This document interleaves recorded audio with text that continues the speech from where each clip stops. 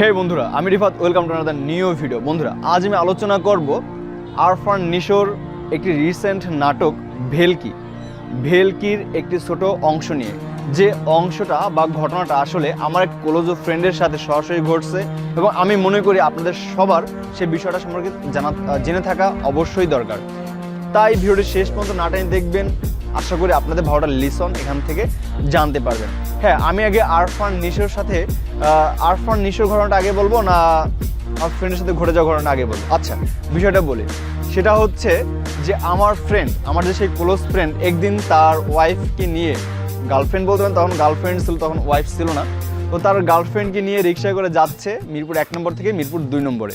ওকে, এখন পথিমধ্যে হঠাৎ করে রিক্সা ব্রেক করে সে রিক্সা থেকে নামলো, নেমে দেখলো রিক্সার সামনে একটা পলিথিনে বাঁধা কিছু একটা।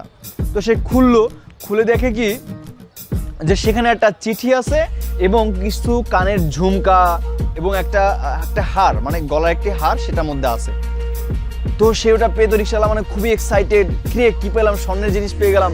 এবং একটা সে একটা চিঠি দেখলো, তো বললো যে মামা আমি তো পড়তে পারি না, একটু দেখেন তো কি লেখা। তো সে কিন্তু সেই আরিফ, আমার যে ফ্রেন্ড, ওর কাছে দিল, ঠিক আছে। তো ওইটা পড়ে দেখলো কি যে ওখানে লেখা যে মানে লিখছে যে বড় ভাই ছোট ভাই ব্যাপারে লিখছে যে ছোট ভাই, আমি এখানে 3 ভরি স্বর্ণ পাঠাইছি, কানের ঝুমকা বড় এবং গলার হার। তো এটা হচ্ছে তুমি যে বিয়ে করবা তোমার ওয়াইফকে এটা গিফট করবা, আমার পক্ষ থেকে এটা তোমার ওয়াইফের জন্য গিফট। তো এইভাবে সে লিখছে।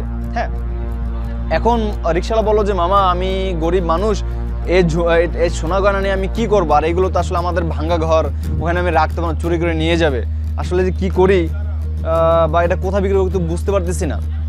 এখন আমার যে ফ্রেন্ডের সাথে যে ওয়াইফ বলতে গার্লফ্রেন্ড ছিল, তো সে বললো কি যে আচ্ছা এটা আমাদের কাছে বিক্রি করেন।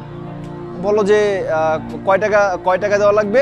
রিক্সাওয়ালা বললো যে আচ্ছা আপনারা যা দান দেন, ঠিক আছে। পরে ওরা একটা বুথে গিয়ে 10,000 টাকা বের করে একে দিল এবং স্বর্ণটা তারা নিয়ে নিল।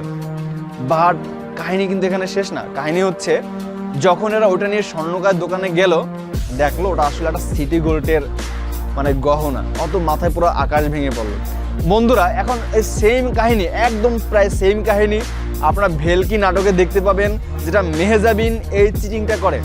মেহজাবিন কিন্তু রিক্সা চালাইতো না, সে এই চিটিংটা করছে এই ভেলকি নাটকে। তো বিষয়টা হচ্ছে বন্ধুরা, এরকম ঘটনা কিন্তু আমাদের সামনে প্রায় ঘটে বসে এবং আমরা তো আসলে মানুষের অনেক লোভী, তাই না? তো এই লোভের বশবর্তী হয়ে কিন্তু আমরা অনেক সময় এই লোভে ফেসে যাই। তো আমি আপনাদের রিকমেন্ড করব ভেলকি নাটকটা আপনারা দেখতে পারেন। দেখলে বিষয়টা আপনারা সরাসরি চোখে দেখতে পারবেন আসলে কি ঘটনা ওখানে ঘটছিল মেহজাবিনের সাথে এবং একজন ম্যামের সাথে যে রিক্সায় চড়েছিল।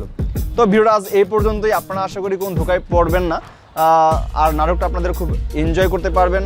Thank you so much. দেখা হবে নেক্সট আরেকটি ভিডিওতে। সে ভালো থাকবেন। Till then, take care, by.